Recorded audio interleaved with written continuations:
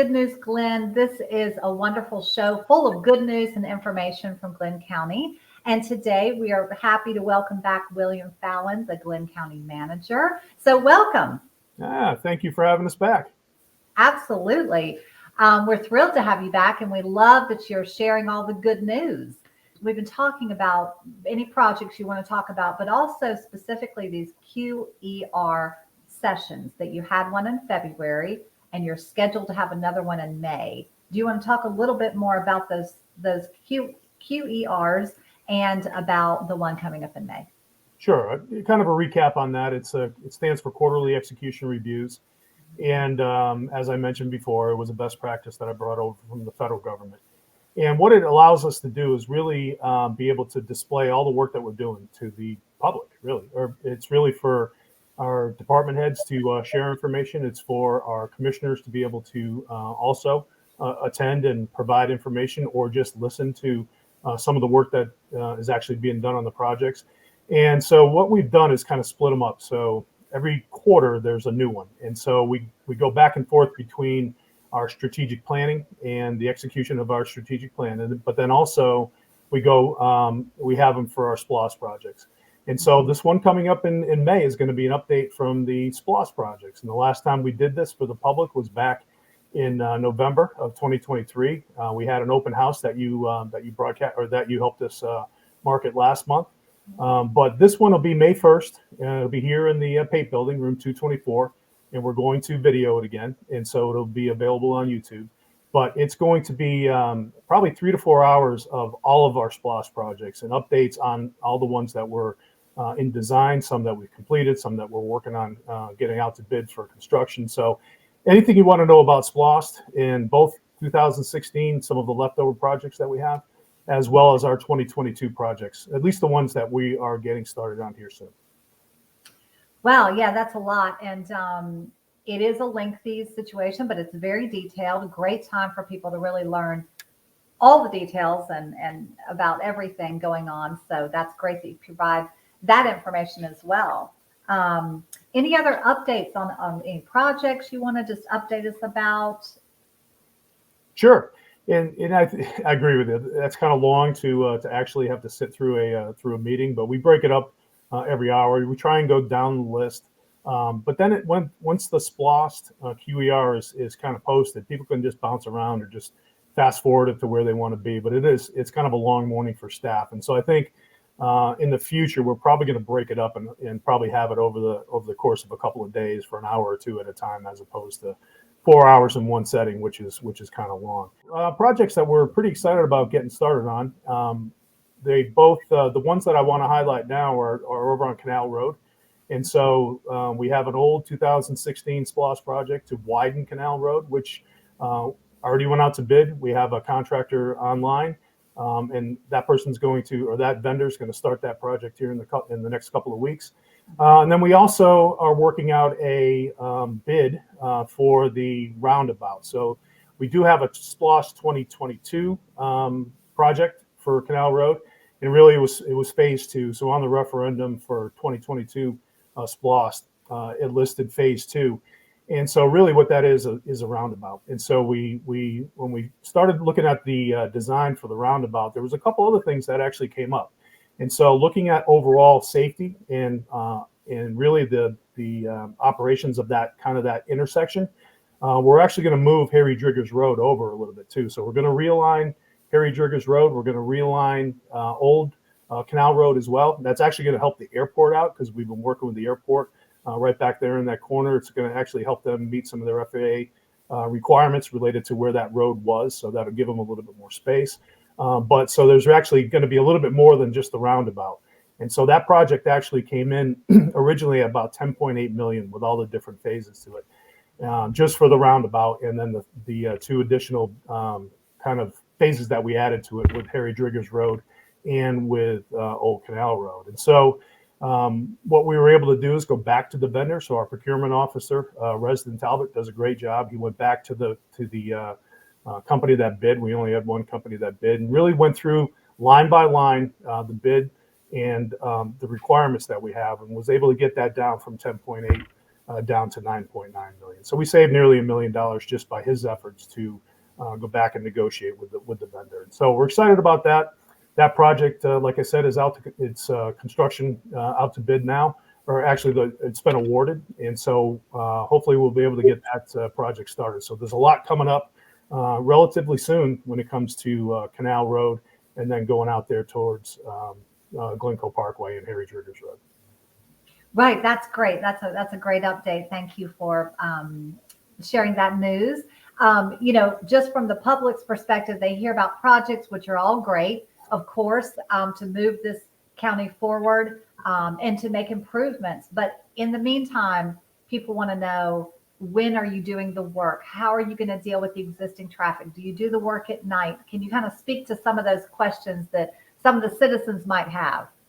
Yeah, I think for this project, we did look at that. And so we don't have to do this one at night. There's some heavier times when we have traffic out there, particularly when FLETC lets out at 4:30. We have a lot of people that actually work at FLETC that go out that back gate. And so we'll be able to the road won't be closed. And so we're going to be able to keep that road open throughout the project for the most part. There might be some times where we have to close it for short periods of time, but that particular project, no, we don't have to move tonight. There's going to be some other ones though that we have coming up that we know are probably going to be some challenges. There's going to be some challenges for us when it comes to traffic, and so we're probably going to have to look. And whenever we can, we prefer to do the work at night. There's a cost associated with that. It does raise the cost of the project, but we certainly want to take into account, the citizens and their ability to get around throughout the county. Right. Yeah. So pros and cons of both, right? And yeah. So I know y'all have to look at both sides of that and make adjustments accordingly. So we thank you for this great information, and we're so excited to have you. Is there anything else you want to talk about before we move to Commissioner Rafalski? Sure. Yeah, there's one more thing I wanted to mention, and something I've been working on for probably about the last year. I've been in contact with Georgia Attorney General Chris Carr to come here to Brunswick to do one of his anti-gang networking meetings. And so we finally were able to get schedules aligned, and he's actually going to be in town next Wednesday, so April 10th, out at the library. He's going to be meeting with local and federal state and federal law enforcement and prosecutors to kind of talk about the gang issue here. And so we're happy to host them. We're going to have quite a few people from the region, so it's not just Glynn County, but it's the surrounding counties as well, to talk about the gang issues that we have here, talk about some of the investigations that we have going on.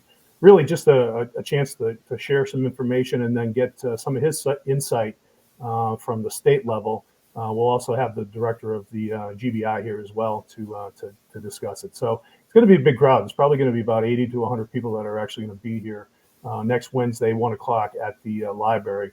And there will be some press time after. It's going to be law enforcement sensitive from about 2:00 to about 3:30 or so will be closed door law enforcement sensitive meeting.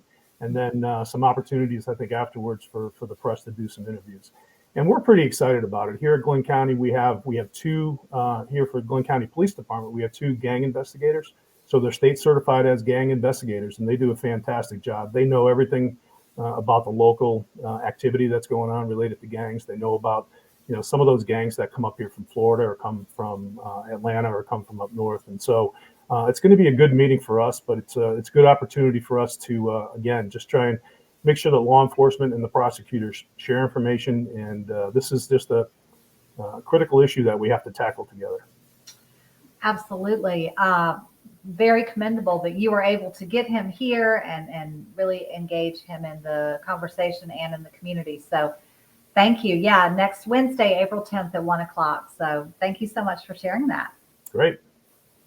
All right. Well, next month we'll probably have Chief of Police Scott Ebner on, because May is Police Safety Month, or police kind of the Police Memorial Month. So there is some activities that we're going to have here in Glynn County. So I want him to come on and kind of talk about all the great things that we're doing now with the Glynn County Police Department, and some of the initiatives that he has, particularly when it comes to hiring and filling the vacancies, but then also a lot of those investigations that I mentioned that we've been pretty successful with here lately. So looking forward to having him on next month. Yes, we look forward to that. That sounds wonderful. Yes, thank you. Thank you so much. Okay, thank you. We'll see you next month. Okay, see you next month. Bye. Bye. We are back with Golden Owls TV. This is Good News Glynn. This is the next episode of Good News Glynn. We've just talked, we've talked to Mr. Fallon today, the county manager, and also going to have an interview with Walter Rafalski, one of the commissioners at large. And now we are excited to have you on as the assistant county manager, Mr. John Gentry. So welcome. Well, thank you. We're glad to be here. Yes. So tell us about your position there as assistant county manager. Well, first and foremost, I consider myself the B team. I be wherever wherever Bill tells me to be. So that's my primary role. But in all honesty, I feel like I serve as his right hand, because I know he's one in a lot of different meetings, gets pulled in a lot of different directions. So part of my role is really to be here and keep driving things that and guidance that he gives us. So. And ensure that we're moving forward in a positive direction for the citizens of GLYNN. And directly what I do, Avery, is I have direct responsibility over our public works department, our recreation and parks, our community development, and our engineering services, which engineering services used to be split between community development and public works, and now is a separate department. So I have direct oversight over those, as well as I do serve on our incident management team. So if needed under that unified command authority, I need to serve as our incident commander. I'm able to do that as well. Wow. That's a lot that you have to oversee. So that's a very big job. And then being, of course, the right hand man to Mr. Fallon.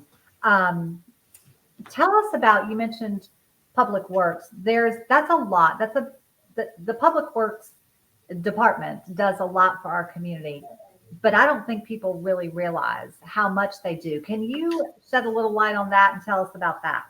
Yeah, you're absolutely right. So, public works is one of the, although it is a behind the scenes kind of agency, it is also a very public facing group, because they have a lot of interaction with responding to citizens' concerns on whether it be on their respective property, on the right of way throughout the county. They're the ones that are on the roadside, edging sidewalks and getting the team to run the street sweeper in the middle of the night, to picking up yard debris, to replacing culverts, to mowing the right of way. So in all areas of the county, from our westernmost boundary to our beachfront, so and everywhere in between. So they are definitely a group that does a lot for our community. And drainage is one of the biggest things that we're seeing, especially the amount of rain that we've had this winter. All of our tributaries are full. All of our wetland areas where water settles is full. So there's not a lot of places for water to go. So we're seeing those complaints rise. So our public works director, Danny Smith, has been with us about 7-8 months now. And one of the things I charged him with is being more proactive than reactive. And he's really put in a great plan to get out in front of a lot of the drainage issues and cleaning a lot of the drain lines that have not been, our stormwater drain lines that have not been cleaned in several years, as well as, looking at and assessing a lot of our ditches and making sure that they're clean as well. So definitely a great group. And I will add an award-winning group that helped us, Glynn County, win a recent award through the Georgia City and County Managers Association. We nominated ourselves for Innovative Program Award, and our floating bridges there out at St. Simon's over the tidal pools was a victor for that award, and we accepted that. And our Public Works was a big part of the installation of those bridges. So we purchased the material and they installed it themselves. So they also, adding to their long line of duties, are floating bridge experts as well. Wow. That's huge. Yes. That is super innovative to think of the floating bridge. And I don't think people understood how that all came to be. So thank you for clarifying and congratulations. Well, thank you. Wonderful. So last time we've been talking with Recs and Parks Director Lisa Gorganis. Yeah. Yeah. And so she's been talking about recreation in the spring season. Can you give us any updates in that area? Yeah, absolutely. So, spring, with the spring comes baseball and softball and getting out into the parks after being in the gym all winter long. So on the 23rd of March, we did our opening day ceremonies throughout the county, in particular, a larger ceremony for opening day on the island at Mallory Park. I don't know if you had an opportunity to be a part of that celebration or not, but it was a great day. A lot of fans and a parade and a great opening day ceremony in itself. And then on the mainland, they primarily will do a concluding event. So opening day on the island, on the mainland, we do a concluding celebration. So great way to just celebrate youth baseball and softball in our community. And so everything's in full swing right now. We just completed renovation of some maintenance issues at Selden Park, which will be our primary pool on the mainland this year. So it's really looking good. We're excited about the opening of that particular pool this year. And I'll tell you, we need lifeguards. So I'm going to use this. I'm going to do a shameless recruitment for lifeguards. So if we've got any of your listeners out there that have young people that are interested in being a lifeguard, we're actually doing a $500 sign-in bonus for the year, $250 upon signing, $250 when you complete your job. We're needing a lot of lifeguards to work not only the pools but also the beaches. And the more lifeguards we have, the safer we can keep not only our citizens safe, but all who come to visit our great community. So any assistance you can also help with spreading that word, Lisa will appreciate it. Yes, yes. So if you're watching and you're listening, spread the word. All the young people need to apply. Well, I guess you don't have to be young. You could be any age and apply to be a lifeguard, right? Absolutely. Seniors would be excellent lifeguards. So if you're a swimmer and you're a senior and you want to spend a little time during the day or the evening, and you're going to be on the beach anyway, you might as well get paid to do it. It'll be a great part-time job for some of our seniors and retirees in the community. So thank you. Thank you. Yeah, that's a great thing to think about. Speaking of beach season, I do want to touch on this before we go. Is how do you? We were just talking to Mr. Rafalski about this community has grown, and we have tourists, of course, all year round now. It used to be like summer, spring break, but now it's like all year. People are coming and they're enjoying the beaches and the coastline.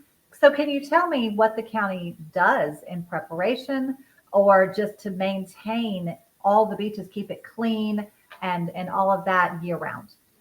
Yeah, it takes a great team and to do that. And you're absolutely right. So really, we've got an atmosphere, a climate here that it makes it welcoming year round. And with today's environment too, the remote ability to do your job from really any location in a lot of especially administrative or executives type jobs, are able to come down and bring their families with them and enjoy the beach. Or just weekend trips, long trips or something like that. So we got a great team that works for Recreation and Parks, manages all of the trash and the policing up of our beaches and our parks along the beach themselves, as well as our parks at Blythe Island and other places throughout the county. So Lisa's got a great team that just really, they're passionate about doing their job. and presenting our facilities as being top notch whenever visitors come to book. And likewise, our public works has got a portion of that as well, especially in keeping our streets clean and our areas, our public rights of way clean for all to enjoy. So it takes a lot of people to help manage that. And we've got a lot of just positive people that are excited about service in a very service oriented industry and profession that we're in working in local government. So we're very appreciative of what we have as our teammates. Yes, yes, a team effort, a great staff. Everybody's on the same page, working toward the same goal, and certainly keeping the beaches and the coastlines safe and clean is certainly high up on the list. So, thank you so much for your time today. Is there anything else you want to cover before we wrap it up? Well, Avery, I would just tell you, thank you for giving us an opportunity to spotlight some of our great talent that we have working here. We also have a lot of great partners that help us be successful in that, and would like to just really highlight one of those partners as our Department of Natural Resources, and the Coastal Division is right here. We work closely with them, not only from a standpoint of helping manage our sites, both at Jekyll Island, even though it's a state authority, but it is in the county, and our local beaches, and ensuring that we're doing the things that we need to do to keep our beaches safe and clean. But also, just recently we had the opportunity to just interact with their staff in a training session, and that they put on for us, that we get coordinated to really help make sure that our staff is fully aware of the permitting processes, the safety processes, and the safeguarding of our coast, and things that we can do better and plan for in the future to ensure that many in the future are able to enjoy the environment that we have here now. So we're appreciative of that partnership we have with our Coastal Division, Department of Natural Resources. Yes, thank you for mentioning that and kind of giving them a shout out, because it's not just, you don't just snap your fingers and these things happen. There's training that's involved in partnerships that are important. And so thank you for explaining that so well. Absolutely. Absolutely. Again, Avery, thank you for hosting us today. You are very welcome. Thank you. It was a pleasure to have you. We look forward to seeing you again. We'll see you next time. Okay. Thank you. Bye-bye. Thank you. Bye. Welcome back to Golden Isles TV. We are actually, this is the Good News GLYNN episode. We just spoke with William Fallon. We now have the privilege of being with Vice Chairman of the Glynn County Board of Commissioners, Walter Rafalski. So we're so happy to have you. Welcome. Well, thank you. I appreciate you having me here. Absolutely. We appreciate your time. So let's jump into it. You are Vice Chairman, Glynn County Board of Commissioners, but also your position is at large too.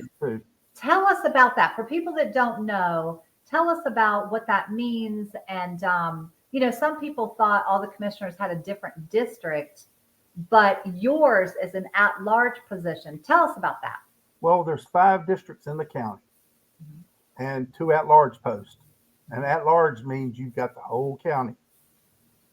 You go from Autumn Hall Park to Sea Island to the south end of the county. We have it all. And I'll tell you what, it's a tough race to run too if you're running it to get elected, because there's a lot of people you have to try to see. Right.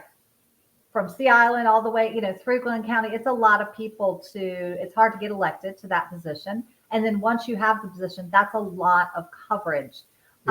It's an awful lot of coverage. Yeah, so thank you for clarifying that. So talk a little bit about that, but also talk about you. We want to know about you and how long you've been a commissioner. Well, I ran in 2020. I got elected in 21. I've actually been a commissioner 3 years, 3 months, and 3 days. Wow. That's exciting. That's exciting. Yes, ma'am. It's been a whirlwind. When we first started, we kind of stumbled over our own feet for a little while, and then we found Mr. Fallon. We have a staff now that's just It's kind of like we're not on cruise control, but things are a lot better than they were. Yes, I believe it. Absolutely. You've got a great staff. Everybody seems to be on the same page, which to me is a big difference. It feels like there were a lot of conflicting, um, different opinions, and now everybody seems to really be on the same page. The chatter doesn't seem to be as much as it used to be. Right. I guess you could say we're doing something right. I think so. Absolutely. And it shows. I mean, lots of projects and different things. Tell us about, when you said it's been a whirlwind, when you came on as commissioner, that was really during the pandemic. Tell us about some of the challenges you had at that time. Well, you really couldn't go out and see people. So I did some mailings instead of, I would go to places I could go. During the runoff, I ended up having COVID, and I was standing on the side of 341 out there waving at people going in. I didn't even know I had it. Oh, no. I ended up having it 3 times, and all 3 times, it's like I had a bad sinus infection. So, oh my gosh. But some of the other challenges were you really couldn't get out and meet people. You had to somehow figure out how to present yourself in a manner that people would, I've owned the store for 26 years. I'm lifelong resident here. I married a girl from St. Simons. I have 2 daughters and 4 grandchildren. I joked with Katie one day. I told her I got my psychology degree. When I graduated high school, I worked at Sea Island tending bar, and that's where I got the psychology degree. Oh my goodness. Well, you're very loved in the community, and I think that's why it was probably easy for you to get elected. Just really a great person, and I was just realizing that. Tell us about the fact that you live here, raised your family here, own a business here, but you're also from here. So that is really great to me, and you're the perfect commissioner. So tell us about that. I guess my heart and soul is in Glynn County. I'm born and raised here. I've lived here. I never really moved away. I went to school a little while. This place is a beautiful place. People come visit. People are here for vacation. And the problem we've had is a lot of people, when they come here, they don't really want to leave. Right. Now we've got all our growth problems, but those are things that we can handle. And we've been working on the ordinance rewrite. I don't want to skip subjects on you, but and we've tried to address things that would be particularly for St. Simons because of the growth problems over there and the traffic. When St. Simons was designed, nobody thought it would ever have the amount of people it has on it now. And right. Roundabouts seem to work. Even though I know they don't want one in a certain place, but we spent time in Atlanta in February with the DOT, and they're pushing communities for roundabouts now because they're more efficient. You keep people moving. You're not stopped.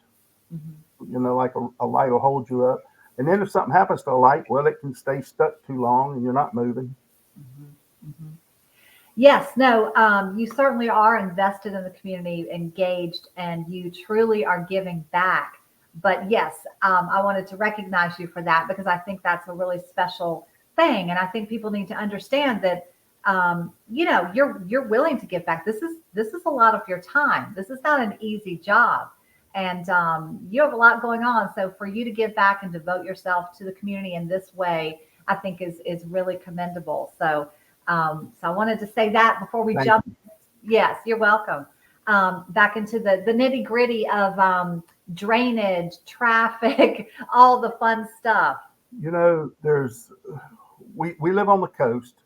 We don't have elevated land. I mean, the lot I live in River Ridge. The lot I'm on is at 13 feet 6 inches, and my house is built up to nearly 17 feet.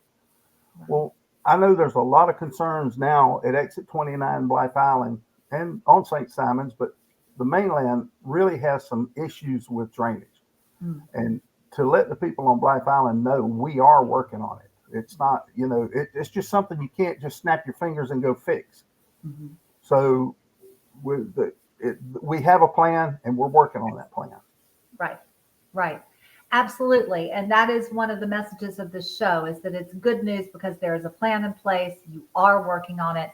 Now, people may have to be a little patient and understand these things take time, but there is work in progress. So, There's another thing people don't consider, but when we get a lot of rain and it's high tide, no water hadn't had anywhere to go until we get the tide to drop out.